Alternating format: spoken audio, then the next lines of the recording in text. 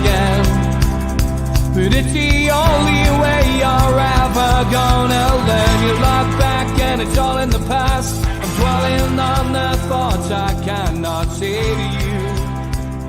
If I don't say the words, then maybe it's not true. Good morning, welcome to NUFC Matters with me, Steve Wraith, and Mick Lowes joins me. Good to see you, Mick. How are you doing? And you? Very, very good. Very good. Very good. Looking forward to a Wembley weekend with two of my first teams. Mansfield as a 6 and 7 year old. My dad first took me to Field Mill, so I know Mansfield. I know Field Mill, and then of course Forest as a kid when we moved here to Nottingham when I was 10 years of age. I really spent more time with the non-Plough Brigade rather than the glory days of European Cups, because I was then away to London being a student. But they're two football clubs close to me, and Mansfield Town play Port Vale this afternoon, and of course Forest play Huddersfield, and let's see if they can't get back in the Premier League for the first time in 23 years. So it's another example of, we always think, oh, woe is us at St James's, but you've got a massive football club called Nottingham Forest who've done nothing in the Premier League for 23 years. It's massive here at the minute, as you can imagine. And the Champions League final tonight, of course. Can Liverpool go one better than they did a few years back against Real Madrid and hit the magic 7 number?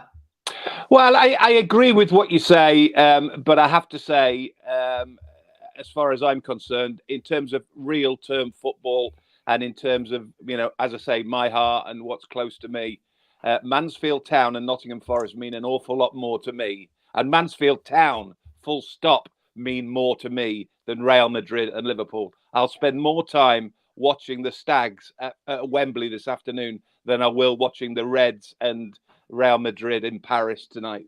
That's what makes me tick a little bit more than a Champions League final with the Alakadoos and £18 million a ticket, etc., etc.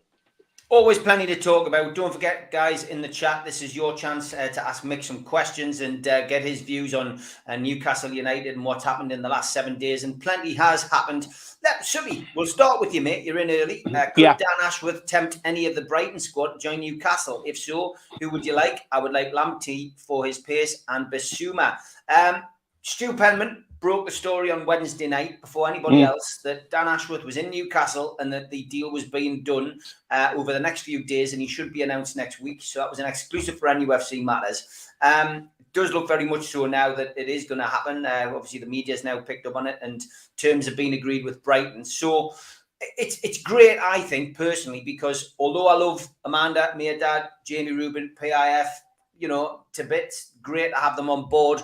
They haven't got the experience in football. They did a fantastic job in January with the help of Steve Nixon and his staff, but we need professionals in who know what they're doing and who've got experience and got a good track record. Dan Ashworth is the first piece in that jigsaw to come in. Will he target Brighton, Mick? Well, for starters, if you've heard me once, you've heard me 100 times on this for the last 6 months. We need proper football people in the building, and as you say, the PR and the communication and the new ownership have been fantastic, but we needed Dan Ashworth, and it was boring me. All I hear is gardening loan, gardening work, gardening this, gardening that. Get it sorted. Give Eddie Howe some help. Give Steve Nixon some help. Sort us out during the transfer window in January, which we did very well with, but we could have done with a bit more help. Talk about the training ground. Ashworth isn't just about signing players. Ashworth isn't just about somebody who'll sort of crank the numbers and crunch the numbers about this transfer and that transfer. He's a guy who started and helped with St George's Park with England, etc., etc. This is a guy who works out the logistics of a football club, works out how a football club works about from top to bottom, not just the footballing side of things. It's been driving me mad what we've been doing with this Dan Ashworth situation. It seems patently obvious to me that all that's happened is, Brighton, Dan Ashworth and Newcastle have sort of seemingly agreed, let's wait until the end of the season. Let's wait until Brighton have finished, and Brighton have actually finished 2 places higher than Newcastle, which again is interesting for those people who think that Dan Ashworth and Brighton, that's not a big enough, that's not sexy enough. Dan Ashworth's done an incredible job at Brighton and Hove Albion. Look at their stadium, look at their training ground, look at the way that they've developed as a football team. You know, they are 9th in the Premier League, Brighton and Hove Albion, and a lot of that is down to Dan Ashworth. So I'm just pleased. Bottom line is, I'm just pleased, Steve. I just want him in the building. I want him sorting things out. I want Eddie Howe. But Eddie Howe is absolutely delighted because he can pick up a phone and talk to somebody else in the footballing side of things, who can help him about this, that, and the other, or they can chew over the fat. You know, we need footballing bodies. All we need after this, not necessarily as well as, but certainly a CEO would be interesting as well if we could get a sort of figurehead body, footballing body in the football club. Going back to the point about, does Dan Ashworth involve with Brighton and Hove Albion players? I don't know. I mean, you know, if you think about the summer window and the transferring deals that will come and go, there will be so many permutations about this, that, and the other.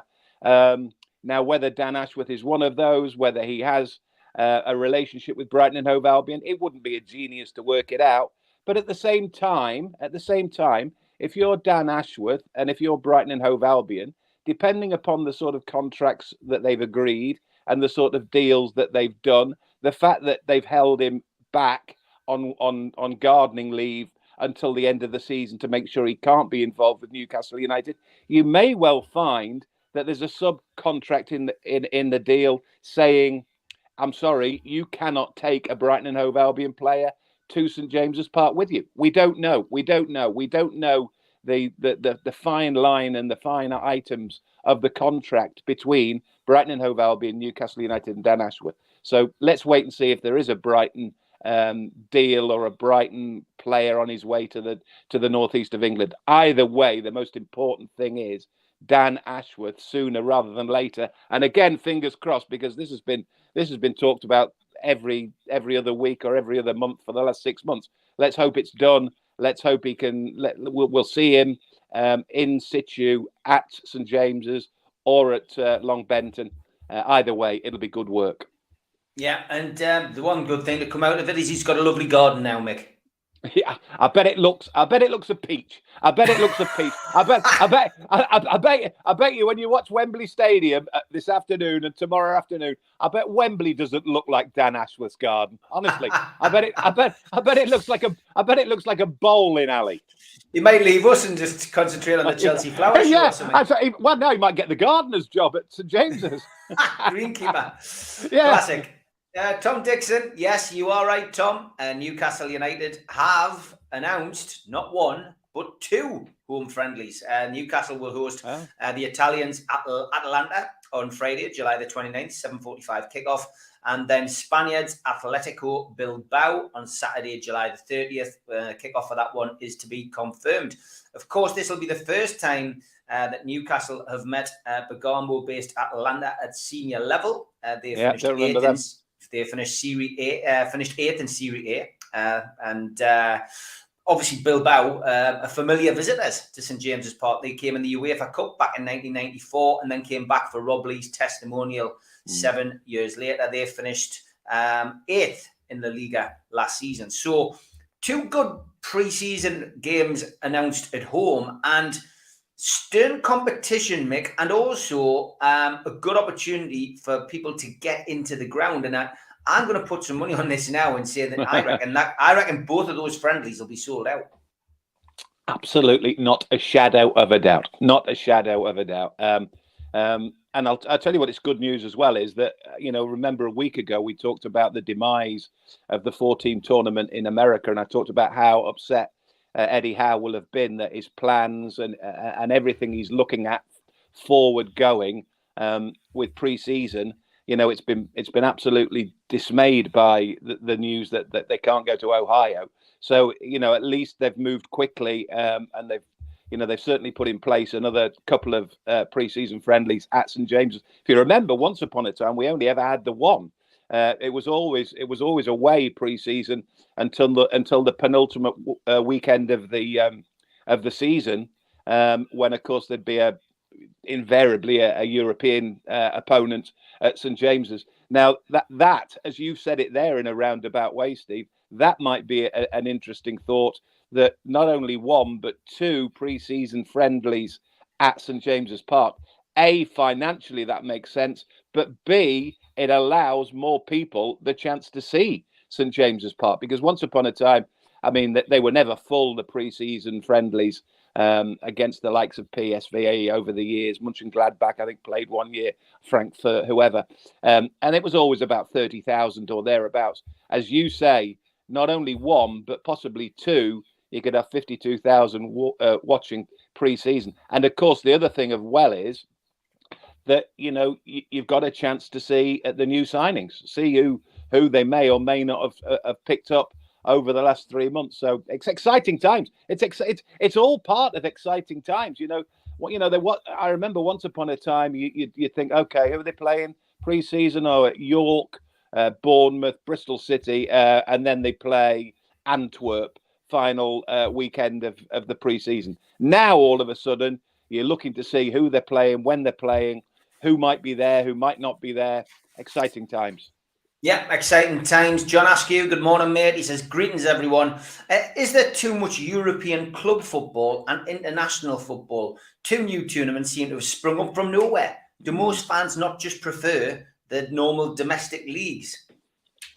Yeah, absolutely. I mean, particularly the Europa League, come Europa Conference or whatever it calls it.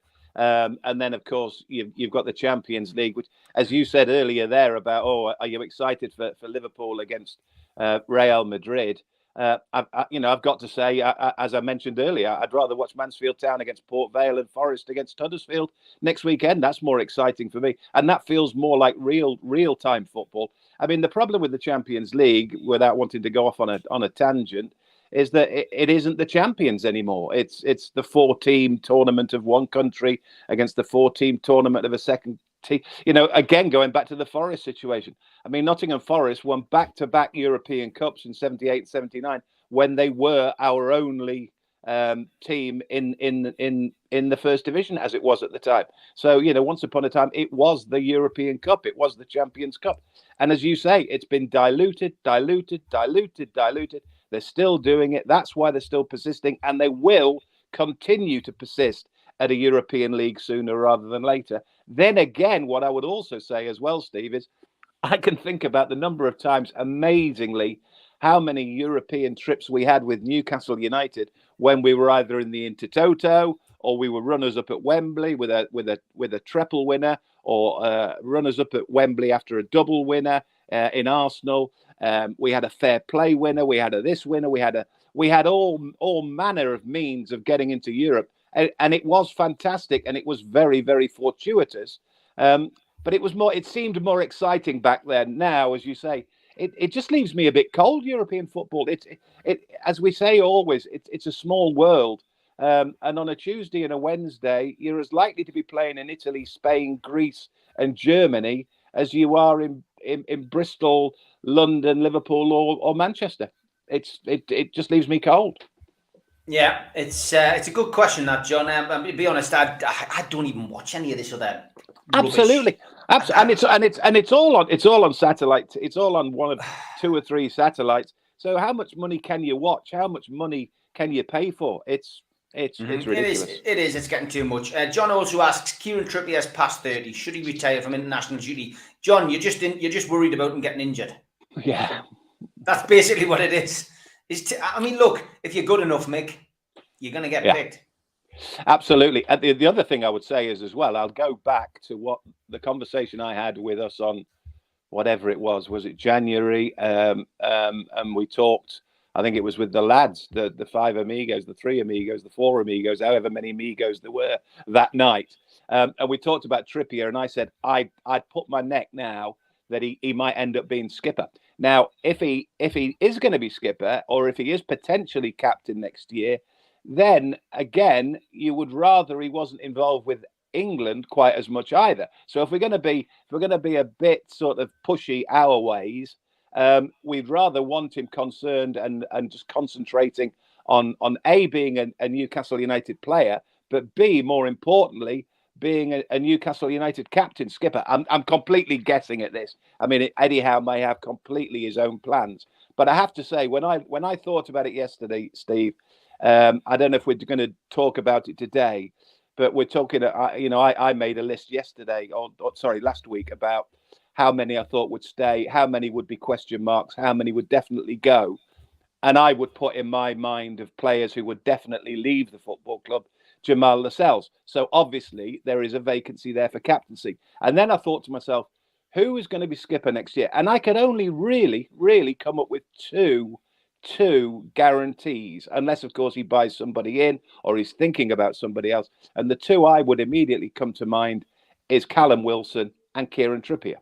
So Trippier playing for England, the caller talking about, should we be selfish and should he rule out of any England captain, any England caps? I don't think so. I think that's unfair. I think the lad wants to play for England, but at the same time, if he was captain of Newcastle as well, then he's got that to toy with, as well as being Newcastle's right back on a regular basis for St James's Park.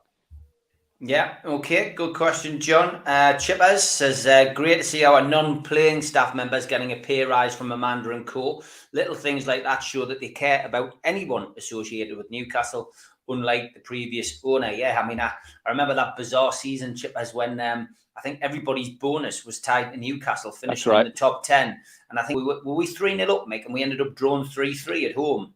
West Bromwich Albion. Yeah, and we finished 12th, didn't we? Yeah. Do you remember who scored the equaliser? Go on. You've got me there. This is a great question. It was a guy called, and I'll try and get this right, God bless him.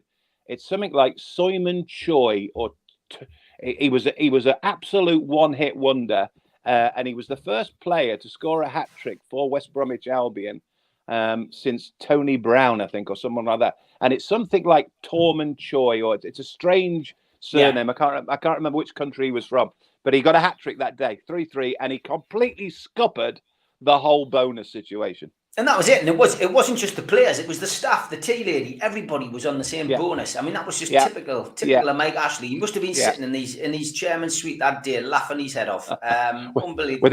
With his West Bromwich Albion scarf on. With his West Bromwich Albion scarf on, which he bought from his own shop. Alan exactly. I'm so sorry to hear that, mate. Honestly, Pet Shop Boys last night. If you're of a certain vintage like me, it was a great show. Absolutely brilliant. It was the best. It was the greatest hits. And Neil Tennant tied it together. Good Geordie lad, tied it together with a little bit of narrative in between about what the songs were written about. I'll drop one in. I don't want to spoil the show for anybody who's going to go and see it, but the Domino Dancing one really was good. He says him and Chris used to go on holiday quite regularly in the early days, in the 80s, and they went away with a guy to the Dominican Republic, and there wasn't much to do on a night time. So before they went out and explored, they would go and play dominoes in the hotel bar. And this guy that they went with was very good at dominoes, to the fact where he would beat Chris, then he would beat Neil Tennant, and then he would stand up and go and do a little dance in the corner. And he says that's where they wrote Domino Dancing from. So there's a good pub quiz question for anybody. Fantastic! 8,500 people there last night. Absolutely brilliant. And you can remember from early Newcastle football fans, domino dancing used to, when I first went to the BBC at Newcastle, domino dancing used to be their theme bed to their sports show. Yeah, that's right. It did. Yeah. And I wouldn't be doing a credit if I didn't say well done to Sam Fender as well. Big thank you to Phil Beavers, who invited me along to the City Hall this week to go and see Sam Fender play at a small intimate gig at the City Hall. Christ, I remember when the City Hall was classified as the big gig, but he loved it, and he gave all of his money, every single penny, to North East Homeless Charity. £132,000 raised from tickets, and he gave it all on stage in a cheque to the guys from North East Homeless. And that is one of the few charities in not only in the UK, in the North East, but in the UK as well, that nobody takes a penny. It's voluntary. And it was fantastic. What a kid he is! What an absolute belter. My sister's daughter, my niece, had a terrible time during COVID, And my sister said she's having a terrible time. And I phoned Alan Shearer and I said, you couldn't get me a little message from Sam Fender. Sam Fender, within 10 minutes, sent this little message to my sister's little girl saying, I hope you're okay. Hope you're okay. Hope you're not feeling well. Blah, blah, blah. Merry Christmas. Blah, blah, blah. Fantastic. Absolutely priceless. Yeah, that's brilliant. Great stuff. He is a top lad. John Askew, he's flying with the questions this morning. He says, would you be happy if Sunderland were promoted again next season? For me, there's nothing like the atmosphere of Derby Day, and after our takeover, the chances of defeat are slim. Form goes out the window in derbies, John. Look, I personally was quite happy to see Sunderland get promoted. It didn't bother me in the slightest. I'm one of these people who enjoys the derbies just like you do. And, I just think that Sunderland really need to concentrate on trying to stay in the Championship next season. Promotion will be... If Sunderland get promoted next season, that will be the greatest resurrection, maybe since the Mary Rose got raised from the seabed. I genuinely do not know how they would do it. They haven't got the money. They would need a massive takeover. But would you mind them doing it? I certainly wouldn't. I would love to see. I would love to see Newcastle, Sunderland, and Middlesbrough in the Premier League, but Newcastle being the top dogs season after season after season. Yeah, which is exactly what we said a week ago when we said, yes, feel free, win at Wembley next weekend, and they did. As far as I'm concerned, next season in the Championship, feel free. But once you're in the Premier League, and once we're in the Premier League, just make sure you're feeling 2, 3, 4 places below us, and in the 2 derbies, we'll beat them home and away. I haven't got a problem otherwise. I mean, as much as little things like, I used to joke about where are we going with Marco Polo this weekend when we'd get the kit and we'd go to London for an away game, or we'd go to Bristol, or we'd go to Plymouth, I remember, in the Championship one year. At least once a season, you can make a 15-mile journey down the road and get in bed until 11 o'clock in the morning. It just makes logistic sense as well. At least we've got somebody close to us round the corner. But the derbies are the key to it. You want to play the derby again. You definitely want to play it. It's the best fixture you see. It's the best fixture you come across. So no problem whatsoever them getting promoted again. But then, as you say, let's just draw the line then. Yeah, let's just see them get back up there first, and then we'll see where we go from there. Tom Dixon, morning. He says, I'd like to see us get Sven Botman in with Diego Carlos going to Aston Villa. Look, a lot of people online this week discussing the fact that, Diego Carlos went there. The money that he's allegedly on, who knows whether it's true or not, paper talk behind, that he's getting, vast amounts of money. But look, Newcastle's transfer list will be a little bit different, I think, to what it was in January. Yeah. We were going for players who we needed to stay up. Maybe, in fact, definitely, I would say there would have been an air of desperation because it's huge financial implications if Newcastle had gone down. They did what they had to do. And maybe 1 or 2 of those players that they brought in, were brought in on a short-term basis as opposed to a long-term basis. But the names that they will have for the summer transfer and the subsequent winter transfer will be completely different, Mick. And I don't think Carlos going to Aston Villa is a great loss. But Botman does seem as if there's legs in that deal, at least. Absolutely, 100%. The January transfer window was predominantly about 3 things. It was about staying up. It was about signing players who were proper players. And it was talking about signing players who are hard-working players. And that's exactly what we did. We got 5 proper players. We ended up with 1 nugget of a bonus from Bruno, but the rest of them were steady Eddie, established. Trippier's better than that. But for Target, for Dan Burn, and for Chris Wood, it's about tried and tested Premier League players, hard-working players, disciplined players. It's about grinding it through and getting through to May and making sure we survive. And we did that handsomely, did so well. But this is a different ball game now. This is about quality. This is about different types of players. This is about also as well younger players, by the way, because, you're not talking about established. You're not talking about seasoned players who know the Premier League now you're gambling a little bit. Now you're talking about younger players who want to try the next stage of their careers at the Premier League. So it will be a completely different ball game altogether. And what's interestingly as well, I think I made the point a while back, because I was very annoyed to a degree that we didn't get a top liner centre half. And I did think, and I think I said at the time, I've got an opinion that at least one of them, maybe not prepared in January to jump ship because they weren't sure what Newcastle were going to end up playing the following season. And a lot of that happens. A lot of that, they will have gone to players in January, Newcastle, and at least 2 or 3, 4 or 5 of them will say, I'm sorry, I'm not prepared at this minute in time to guarantee that I'm up sticks to the northeast, and in 5 months' time we're back in the Championship, and I've got to go somewhere else. So there will be at least, I'm sure, 3 or 4 names who were put on a pencil, put on a question mark, and who also prepared to say, if you're back in May and June and you look like you're improving, you look like you're back in the Premier League, then come back to me. And I think Botman might just be one of those. And I think he might not be the only one who had some sort of, not a pre-contract, but certainly an arrangement that there was another look at them in June, July, ahead of next season. Yeah, it's look, the transfer window is going to be exciting now, and like I keep saying, we've got hope.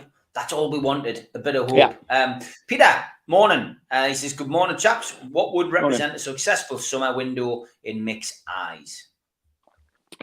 Just to improve. I thought of an interesting analogy, which is a sort of, it's a bit airy-fairy, but at the same time, it makes an awful lot of sense, and it's relevant to Newcastle United.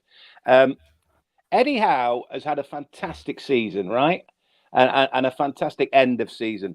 So we finished with 11th in the 11th in the table with 49 points from 38 games. How we did it, I don't know. 39 of those 49 in the last 20 of the season. But either way, we've done very, very well. But at the end of the day, we've ended up 1 place higher than Steve Bruce, who got 45 points last season, right?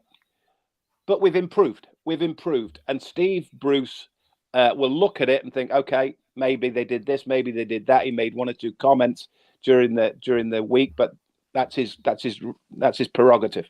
But Eddie Howe will be delighted that not only did they survive, that he finished in a higher position than Steve Bruce, the previous manager. And I'll tell you why.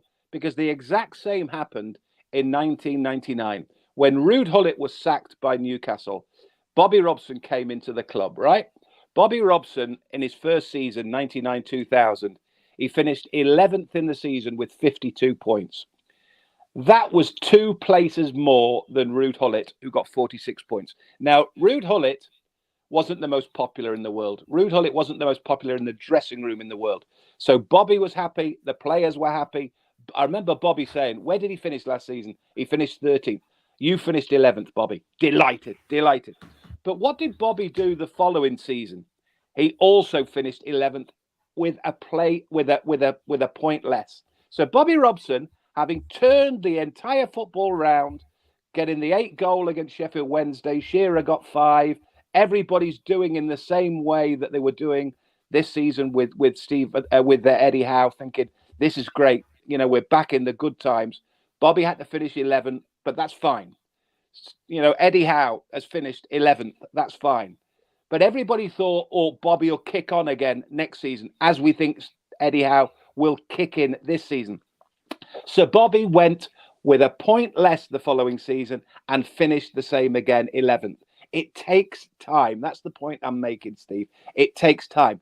Bobby, the following season, the 2001-2002 season, 71 points, 4th Champions League. Then it kicked in. So it kicked in after 2 seasons. So don't worry too much about what are we going to do in the summer? What are we going to do next season? Will we be in Europe? The number 1 priority is to establish. If we can tweak a couple, if we can get a couple, But what's also what's also, I don't think people have probably they haven't really grasped this totally. If you think about it, Steve, 25 points, 25 players in the squad. There's three already decided, right? 3 already decided because they've all signed contracts already. And those 3 are Paul Dummett, Fabian Schär, and Sean Longstaff.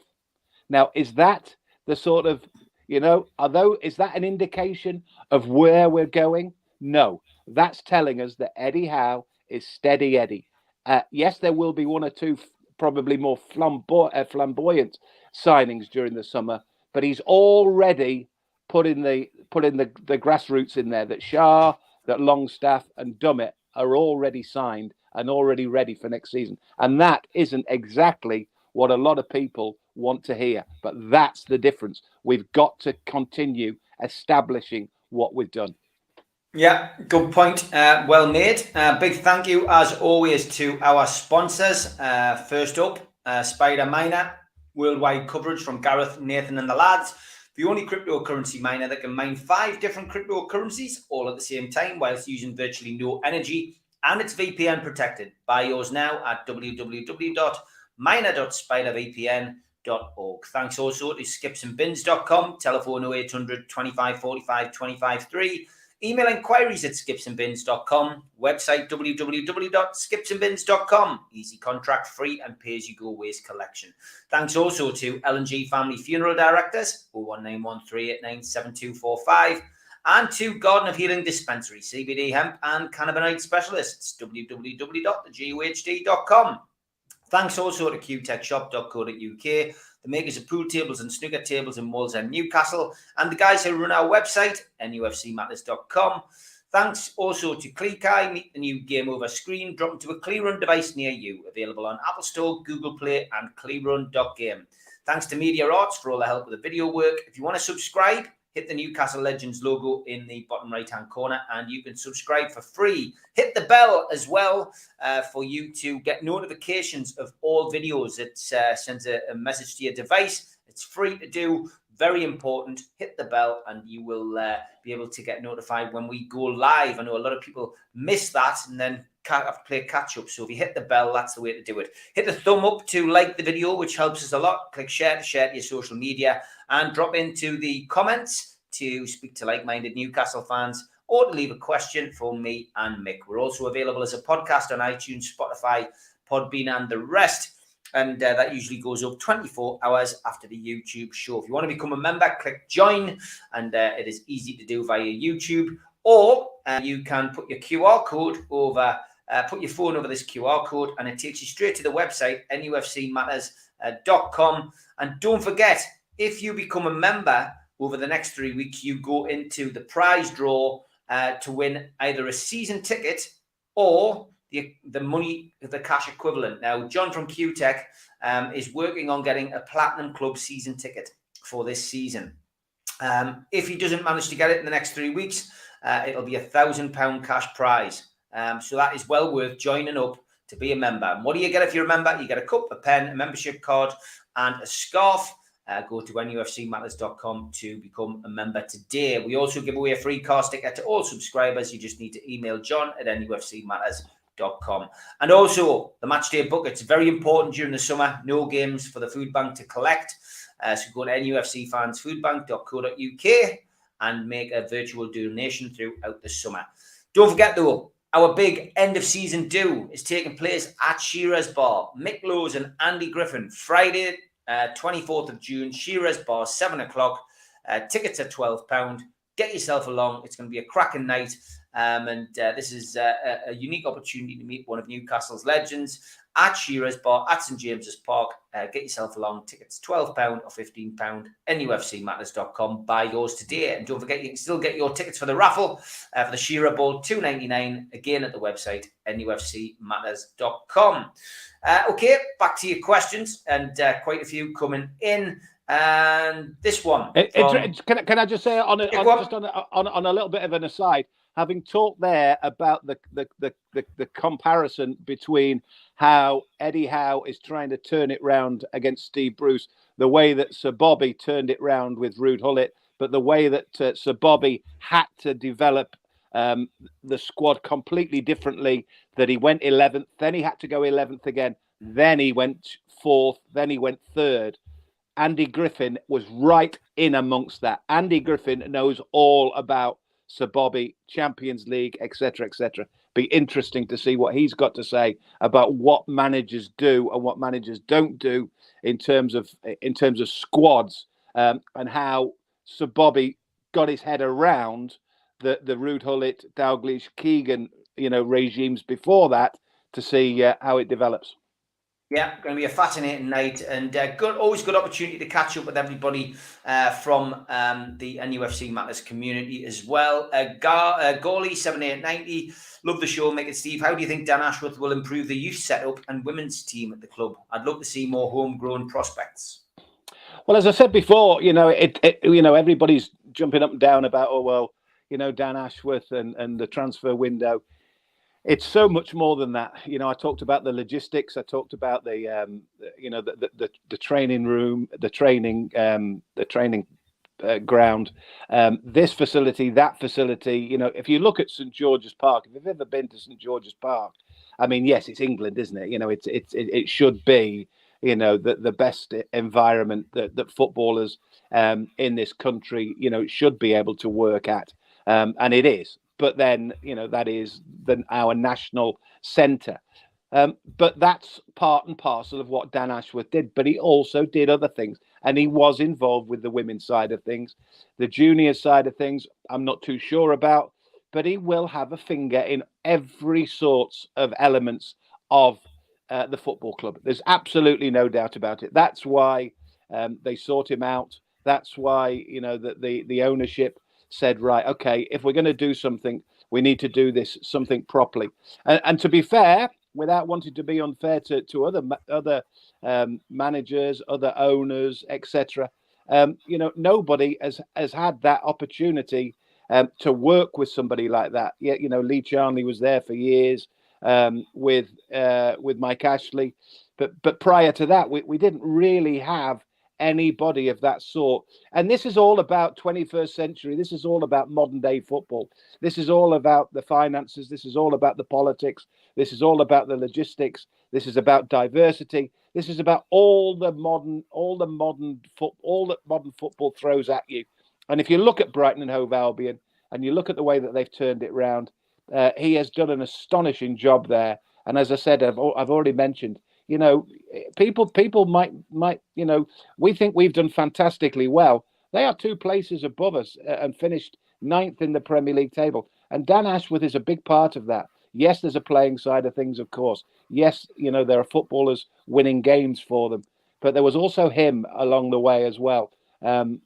So, yeah, I think you'll find he will be involved in everything. And as I said earlier, I think Eddie Howe will be absolutely cock-a-hoop that he's got a soulmate in the building that he can turn to, and that he can also, Eddie Howe, concentrate a little bit more on the footballing coaching side of things, because I just got the impression last season he was having to do too much by too many times in too many different ways. He can concentrate about the footballing side of things. Yeah, I would agree. Morning Link, watching from Perth, Western Australia. Any news on Musa Diaby? Not heard anything, Mick, have you? No, but there will be name after name after name after name. It's ridiculous. I gave up years and years and years ago. What was his name? There was a one. I don't know. Link with Neymar this week. Yeah, I mean, it is pointless.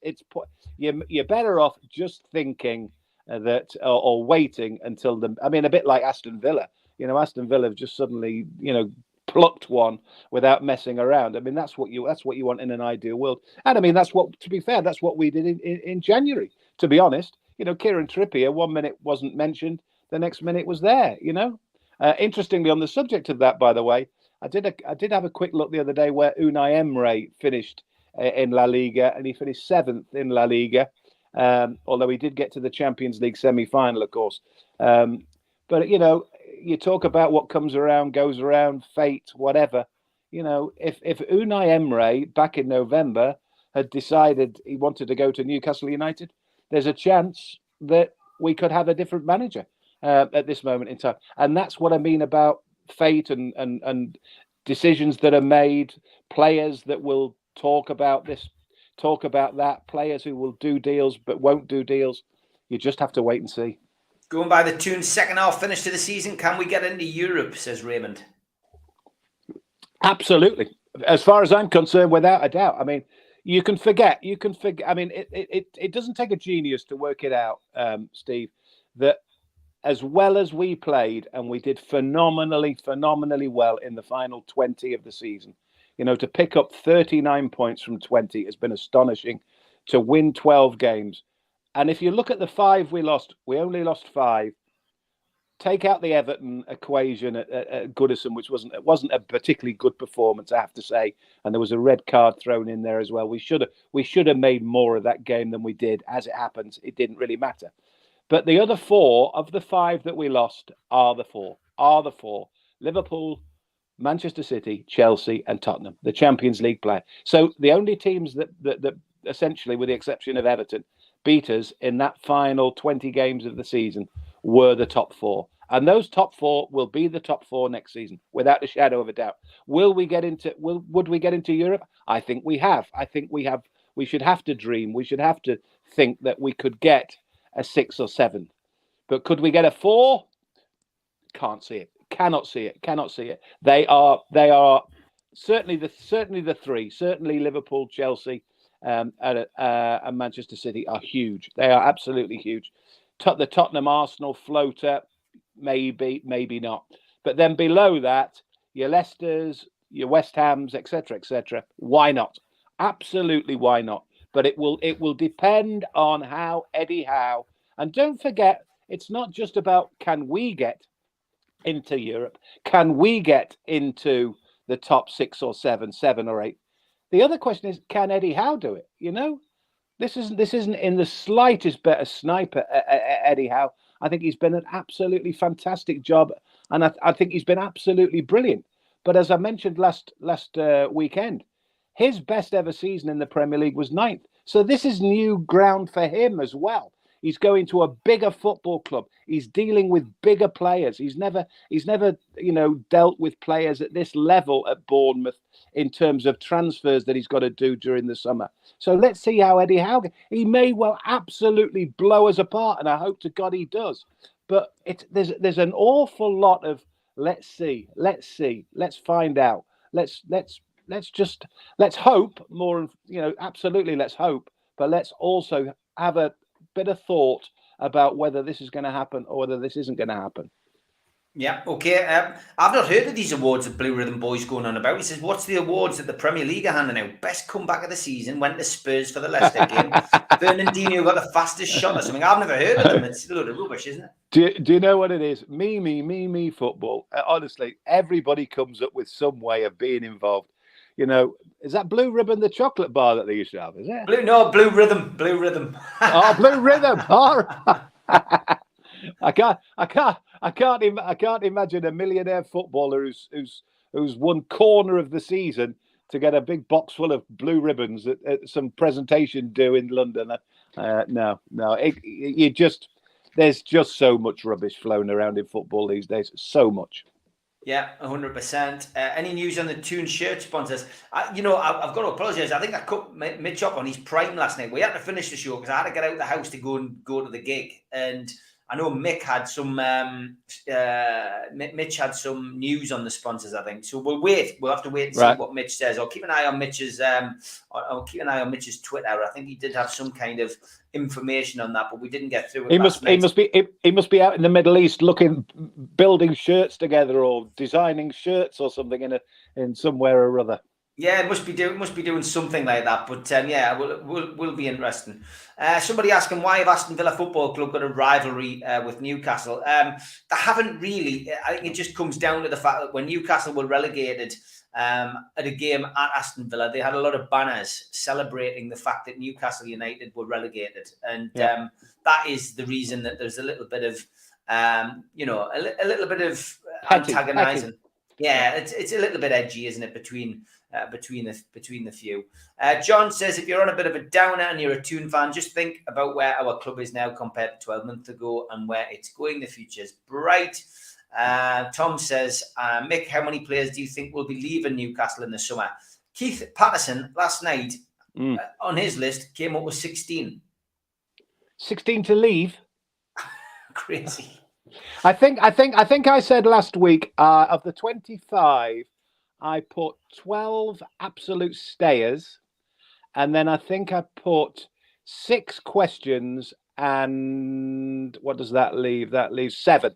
7 absolute got to goers. But the question marks, a lot of it to me and my list, Steve, is about, a lot of it is down to goalkeepers. I mean, Dubravka definitely staying. So if Dubravka stays and you're signing Henderson, if Henderson signs, then what happens to Gillespie? What happens to Darlow? What happens to to Woodman? We're top heavy of goalkeepers as much as anything in terms of players.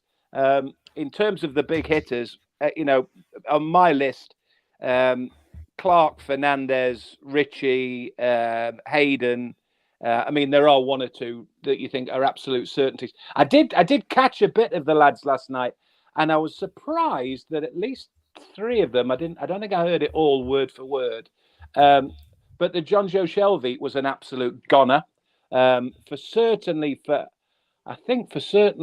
Ian Mears, and I think Steve Hasty as well. I think they both seemed happy enough that John Joe Shelvey, I'd have him somewhere between definitely keeping him or certainly putting a question mark against him. I certainly wouldn't rule him out. I would rather rule out Almiron, and I didn't hear Almiron's name mentioned. I would say he's surplus to requirements. ASM, I still persist. I would keep him, but there are all sorts of. It's the question mark brigade that I'm not too sure about. Chris Wood, what would you do with Chris Wood? How many centre forwards do we buy? Because that is the key. Going back to it without wanting to talk too much about it, if you don't want to talk about too much about it. The one, we can talk about transfers until we're blue in the face about Botman. We can talk about this. We can talk about fullbacks. We can talk about what's happening with Target, etc., etc. It's about a centre forward, Steve. It's about, and for me, I think 2 centre forwards. It's about getting somebody to put goals in the back of the net, because you look at the list, it's frightening. We have done so well, but we've got 2s, 4s, 5s. I mean, Bruno has ended up 3rd top scorer. He's only been there 2 minutes. So we've got to get an established centre forward. We've got to get a 20 a season centre forward somewhere. Yeah, Tom asks, what would you do with Elliot Anderson next season? Would you keep it at Newcastle or loan him back out again? He's had a fantastic season with Joey Barton. And that's another example of it. You see, that's another permutation on the centre forward. So if Eddie Howe gambles and says we put him into the squad and see what happens, then does that save us having to buy 1 less from the transfer? I don't know. I mean, I've put it. He's one of my question marks. He's one of my. Well, you're certainly not going to get rid of him, but can you put him into the first team squad? Probably not at this minute in time, because I think in an ideal world you stick Elliot Anderson to a Champions League club, and you put him in for a championship for a season. Let's just see how he goes. Let's just see how good he is. Let's get him used to football that's of a slightly better style and approach than Divisions 2 and 3 or 3 and 4, call them what you will these days. I almost made the mistake there of suggesting a championship club to send him with for a season on transfer, and you know what I was on loan, and you know what I was going to say, and I couldn't dare say it. I didn't dare say it. So let's avoid the Yeah. Black Country. Let's avoid the Black Country and go somewhere else for Elliot Anderson to play a season on loan in the Championship. Live goals, morning mate. He says, do you think Newcastle would play with a back five with wing backs if they signed Botman and Lodi? Lodi's another one who's heavily linked, and obviously his relationship with Kieran Trippier could play a part. I'm not entirely sure, but the one thing I would say is that, bearing in mind when Eddie Howe arrived and we were sort of permutating that, he has occasionally played three, he has occasionally played a flat four. I think we can probably take it as read that the majority of the time that we were at the football club since Eddie Howe has been manager, it has been it has been a flat four, hasn't it? We've played left back, we've played right back, we've played two centre backs. It's been pretty much established. And then you think about the mantra that Eddie Howe has basically repeatedly said for the last 3 or 4 weeks, talking about, well, what do we think we'll do in the summer? What do we think we'll do in the summer? He repeatedly says, just keep it steady away, keep it clear, keep it simple. Don't do anything daft. Don't make too many changes.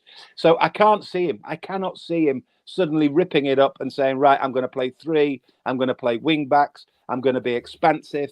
I'm going to get a centre forward in. I'm going to do this, that, and the other. That is not the nature of the beast, and quite rightly so, because going back to my Bobby Robson stories, Steve, he went 11th. He then went 4th. He then went 3rd. If you remember, we fell off a cliff. We fell off a cliff 4 seasons later. We went to 14th. Football is a perilous business. Just when you think you've cracked it, just when you think that you've made it, it'll turn around and give you a kick in the backside, and already a great big kick up in the backside. So Eddie Howe, at this first and foremost, he needs to just steady it away. He needs to make sure they do nothing. Certainly, if very worst, they do 11th again, maybe do 9th, maybe do 8th, maybe do better than that. But at the minute, what he'll do first and foremost is make sure that we are an established, at very worst, middle of the road Premier League team.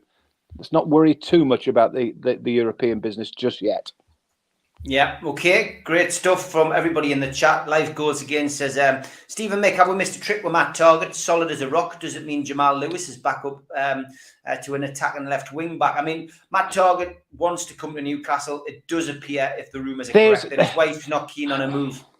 There is something about that. I've been having this conversation with Ando for the last 3 months, and I just keep saying, there's something not right. Whether it's Eddie Howe's body language, whether it's Targett's body language, whether it's down to Villa, whether it's down to Newcastle, whether they've got somebody lined up. I watched his on the pitch interview, final home game of the season, and his head looked in bits, Matt Targett, because he didn't seem to know whether he thought he was staying, he wanted to stay. And I just thought to myself, when you've done as well as he's done, and he has been established, and he's been very, very good, and there's no reason for me to, if you're looking to pay money for the sake of paying money, then don't pay money for a left fullback. If you've got him, I don't think they've got him. There's something happening with him, Matt Targett. I don't know what I don't know what it is. I don't know what it is, but it looks blatantly obvious to me now that he's not going to be staying, and that's a shame because he did very, very well. They'll find somebody else, but Paul Dummett isn't the answer. Jamal Lewis as a potential. If he gets back to the level he was at previously with Norwich, and Liverpool wanted him, then maybe. But they might have to look elsewhere. But I'm a bit upset about the Matt Targett, but because I thought he did really, really well. But it looks to me like there's something not right. Yeah, Dominic Starr says, Howe said a few times the team isn't playing in the style of play that he wants in the long term, but needs to fight relegation, which he's done. What style of play do you think Howe will want to play next season? He's got to be adaptable, Nick. I think, because ultimately, if you play one style of football and one formation and you can't change it, you're going to get caught out. So I think Howe's he's certainly a a student of football and Yeah. he's honed his craft. Would be naive to think he's going to go down one avenue and stick to it. But also the other bottom line, Steve, is it's a simple game, football. It's a simple game. It really is. It really is. There's no point, beating yourself up or blowing ourselves out the Premier League window by saying, "Oh, we're going to do this, we're going to do that." It's steady away. It's talking. It's about being good defensively. It's about being decent in midfield, where you've got grafters, but you've got players with guile. And then, as I say, first and foremost, it's about scoring goals, and it's about a centre forward. Now, if we could get a bit of width from ASM, if we could get a bit of width from elsewhere, I don't think Ryan Fraser is the worst idea in the world. I think Ryan Fraser, if you could get him back to the level that he was at against Bournemouth in the Premier League 3 or 4 years ago, he's decent. He's decent. If we get a centre, if we can get a midfield player to play with Bruno, and as I say, a couple of centre forwards, we're not a million miles away. But it isn't. We don't have to sit down with,